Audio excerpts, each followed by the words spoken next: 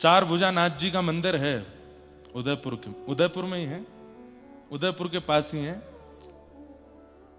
मीराबाई के वंश ने भी उनकी सेवा की और आज के जो उदयपुर का राजवंश है वो आज भी उनकी सेवा करते हैं, चार भुजानाथ जी। तो चार भुजानाथ जी की मंदिर में एक सेवा में रहते थे श्री देवा जी।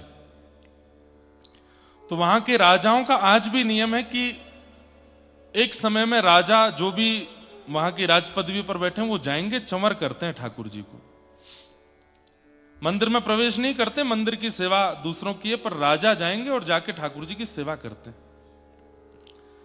तो देवाजी नाम के सेवक ठाकुर जी की सेवा में थे, चार भुजानाथ जी की सेवा चल रही थी। तो राजा का रोज का नियम कि शयन आरती में आना, चंवर करना और फिर उसके बाद ठाकुर जी की शयन से पूर्व की माला और बीड़ा प्रसादी राजा को दी जाती, वो लेके जाते थे।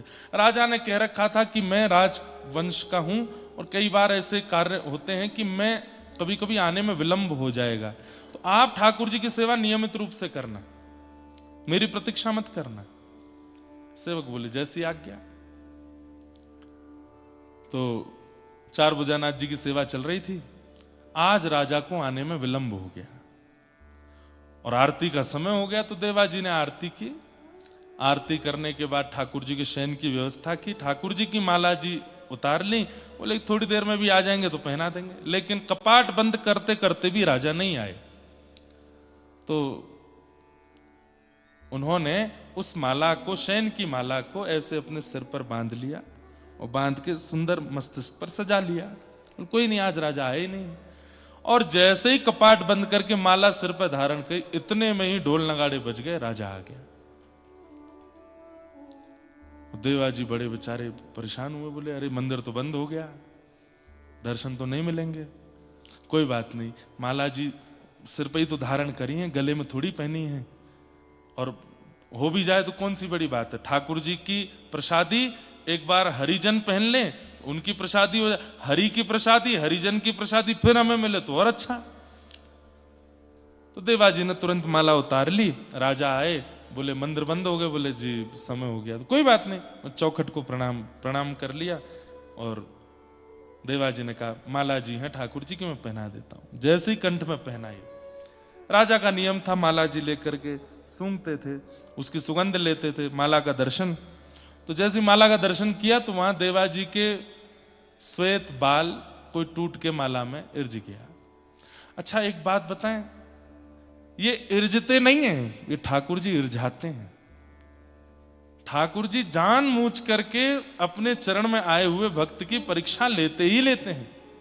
इसलिए भैया चरणाश्रित भयो तो परीक्षा के लिए न थोड़ी कमर पक्की करके रखा करो।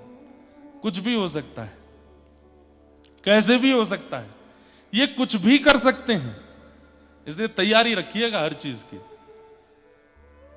राजा ने जैसी माला देखी तो माला में केश देके तुरंत देवाजी के सिर पर गए, तो सफेद केश थे, बूढ़े बुजुर्ग, वो भी व्यंग में बोले भगवान बूढ़े हो गए हैं क्या, भगवान के बाल पक गए हैं क्या। तो देवाजी के मुख से, उन्होंने झूठ नहीं बोला लेकिन अनायास मुख से निकल गया, हाँ ठाकुर जी बूढ़े हो गए। अच्छा भगवान बूढ़े हो गए, हमारे चार भुजानाथ बूढ़े हो गए। बोला हाँ, कल आता हूं सुबह मंगला में, और मंगला में मुझे ठाकुर जी के केश का दर्शन करना है, देखूं तो सही कितने बूढ़े हो गए भगवान। और यदि ऐसा नहीं हुआ तो फिर आप अपने जीवन के लिए प्रार्थना कीजिएगा ठाकुर जी से। अब वो तो चले गए, देवाजी रोने लगे। उनको इस बात का कष्ट नहीं था कि मैंने झूठ बोला, ठीक है झूठ तो निकल गया, क्यों बोला पता नहीं, कैसे मेरे मुख से निकल गया, पर मैंने चिन्मय परमात्मा को बूढ़ा कैसे बोल दिया। इतने दिन ठाकुर जी की सेवा करते हुए, इतने दिन ठाकुर जी के अंग स्पर्श करते हुए भी मेरे मुख से ये निकल कैसे गया भगवान बूढ़े हो गए। बहुत कष्ट होने लगा चित्त को, और बस मन में सोचने लगे अब तो सब नष्ट हो जाएगा, सेवा भी छिनेगी, प्राण भी चले जाएंगे और सब खत्म हो जाएगा। लेकिन तुम जानत सब अंतर्यामी, तुम जानत अंतर्यामी।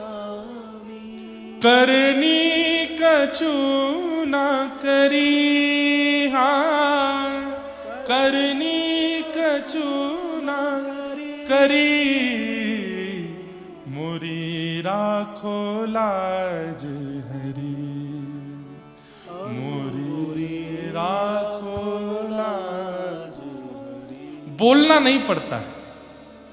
अच्छा एक बात बताएं, जैसे कोई हमारे बारे में सब जानता हो, फिर भी हम बार बार उसको बोलते हैं तो सामने वाला या तो चिढ़ जाएगा या फिर बोलेगा अरे तुझे पता, मुझे सब पता भाई, क्यों बता रहा है बार बार, जानता हूं मैं।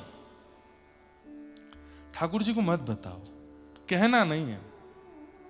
और एक प्रेम का स्वरूप होता है कि बिना कहे सह लेना। जैसे अब मान लीजिए हम और महाराज जी प्रेमी, अब महाराज जी को कोई कष्ट हुआ, चलते चलते पैर में कुछ लग गया। अब महाराज जी जब मेरे पास आए, मैंने कहा महाराज जी रास्ते में कोई दिक्कत तो नहीं, सब हाँ बहुत बढ़िया बहुत अच्छा। ये एक प्रेम का स्वरूप होता है कि हम कष्ट सह करके भी अपने प्रेमी को ना बताएं। क्यों? चिंता हो जाएगी, उसको पीड़ा में आ जाएगा। माँ कभी कभी बालकों के साथ ऐसा करती है। बहुत दिन में बालक घर आता है, माँ से पूछता है ठीक था ना, सब ठीक है ना, आप ठीक हो, कोई कष्ट तो नहीं। माँ को बुखार भी आया था एक दिन, माँ का बीपी भी आई हुआ था एक दिन, माँ का शुगर भी फ्लक्चुएट हुआ था, लेकिन बालक को चिंता ना हो, नहीं बता, नहीं नहीं बहुत अच्छा, मैं तो चक खाती थी, हैं ये बहू बनाती थी, खूब बढ़िया प्रेम से सोती थी, बालक को नहीं बताती। ऐसा ही प्रेम कभी कभी ठाकुर जी के सामने प्रस्तुत कीजिए, सह करके भी मत बोलिए। सुदामा जी महाराज पैदल चल करके गए, महीनों में पहुंचे द्वारिका, और ठाकुर जी जब पूछते हैं सुदामा जी कैसे हो, बोले मुझसे ज्यादा सुखी संसार में कोई नहीं है।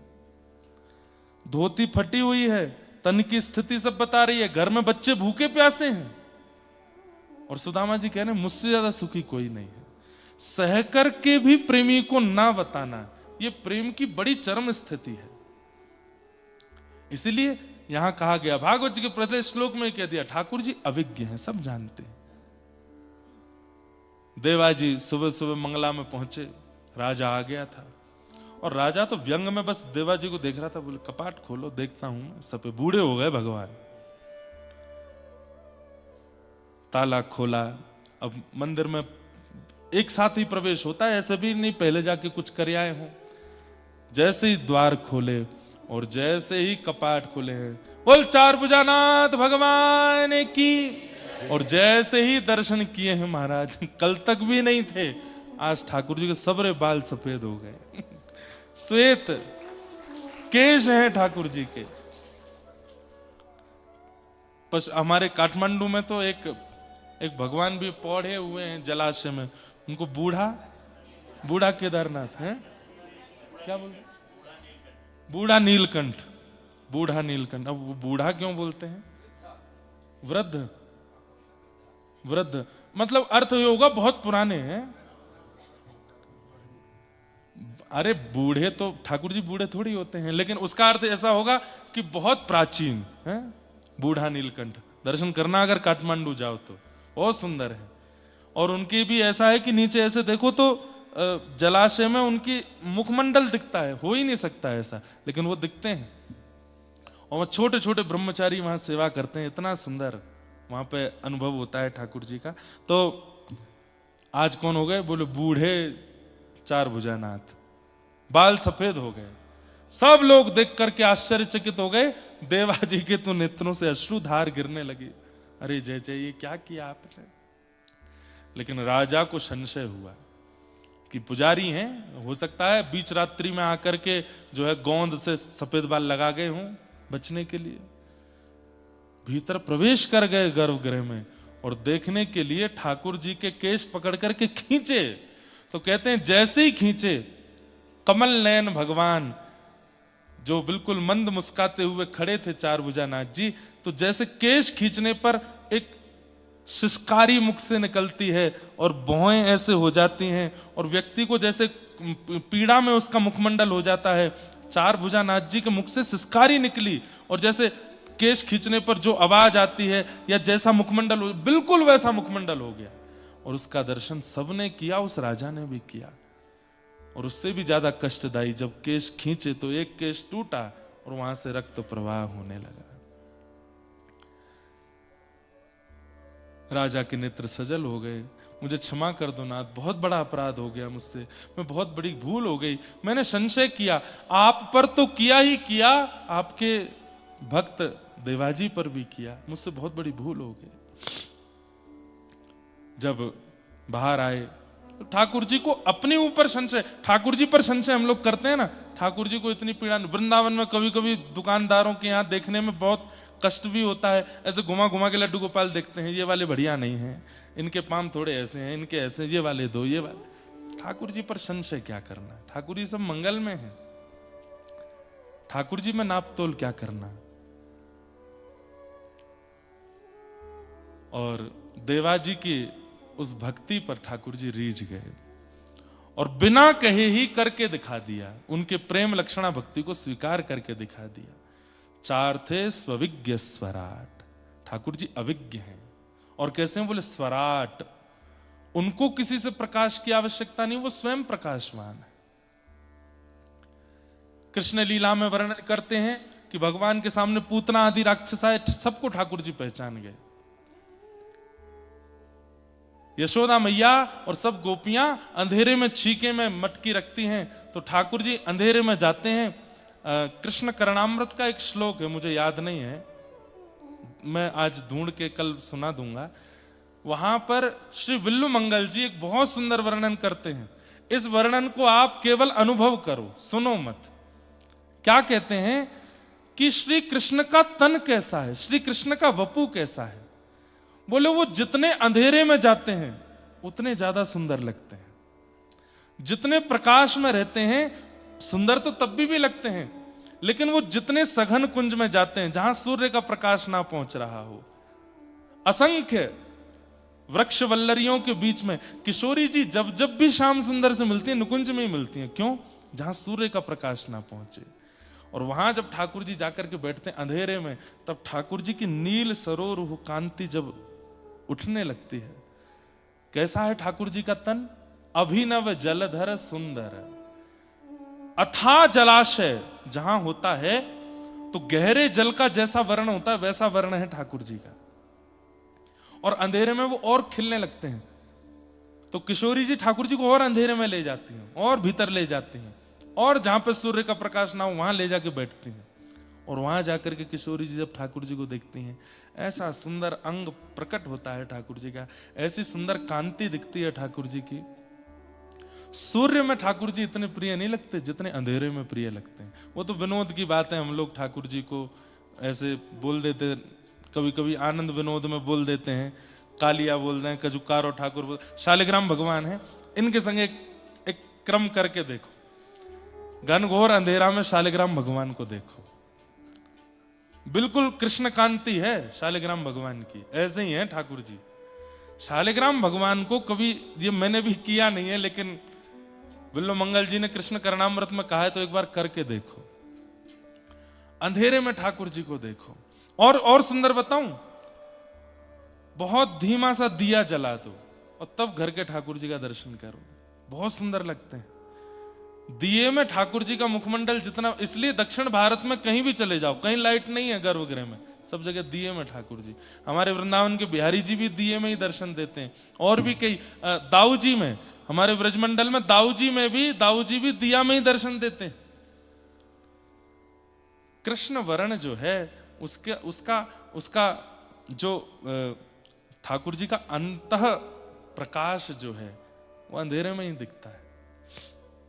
बद्री विशाल भगवान, वहां पर भी दिया जलता है, वहां पर भी अंदर लाइट नहीं है, बाहर से भले लगा दें, लेकिन ठाकुर जी का अंग कैसा है? स्वराट, वो अपने प्रकाश से प्रकाशित रहते हैं, अपने प्रकाश से प्रकाशित रहते हैं।